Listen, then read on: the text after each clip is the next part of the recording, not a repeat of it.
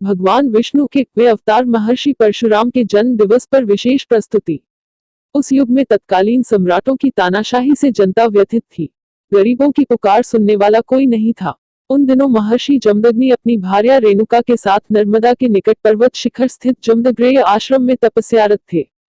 वही लोक कल्याण के लिए पराशक्ति के आह्वान पर वैशाख शुक्ल तृतीया को शिशु परशुराम का अवतरण हुआ। ज्योतिष एवं नक्षत्रों की गणना के अनुसार बालक का नाम राम रखा गया। राम ने अपने इष्ट भगवान शिव की आराधना करते हुए अमोघ शस्त्र परशु, फरसा, धनुष विद्या और दिव्य शक्तियां प्राप्त की। यद्यपि महर्षि जमदग्नि ने परशुराम को अस्त्र शस्त्र चलाने की शिक्षा विधिवत प्रदान की, किंतु शिव प्रदत्त अमोघ शस्त्र परशु को चलाने की कला सीखने के लिए उन्होंने परशुराम को महर्षि कश्यप के आश्रम में भेजा। शस्त्र कला में पारंगत के बाद परशुराम आश्रम लौटे, जहां उन्हें अपने पिता का सिर धड़ से अलग तथा आश्रम के ऋषि, ब्राह्मण और गुरुकुल के बालकों के रक्तरंजित निर्जीव शरीर पड़े मिले। हतप्रभ परशुराम को माता की कराह सुनाई दी। तब परशुराम को ज्ञात हुआ कि कार्तवीर्य, सहस्रबाहु के पुत्र एवं सेना ने ही आश्रम में खून खराबा किया है। क्रोधित परशुराम वायु वेग से माहिष्मति पहुंचते हैं और कार्तवीर्य की सभी सहस्र भुजाओं को अपने प्रखर परशु से काटकर उसका सिर भी धड़ से अलग कर देते हैं। इसके बाद परशुराम ने प्रत्येक अनाचारी का संहार किया। हालांकि परशुराम द्वारा किए गए कृत्य को कुछ लोग आवेश की पराकाष्ठा बताते हैं, किंतु उनके द्वारा किए गए दुष्ट दमन को लोकहित में ही माना जाता है।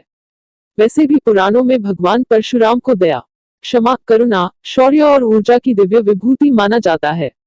हिंदू धर्म में विशेष त्योहारों पर गंगा में स्नान का विशेष महत्व है। परशुराम जयंती पर भी गंगा स्नान की परंपरा चली आ रही है।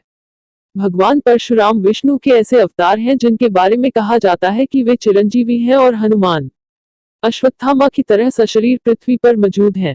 भगवान परशुराम के बारे में कहा जाता है कि वह न्याय के देवता है और उन्होंने 21 बार इस धरती को क्षत्रिय विहीन किया था।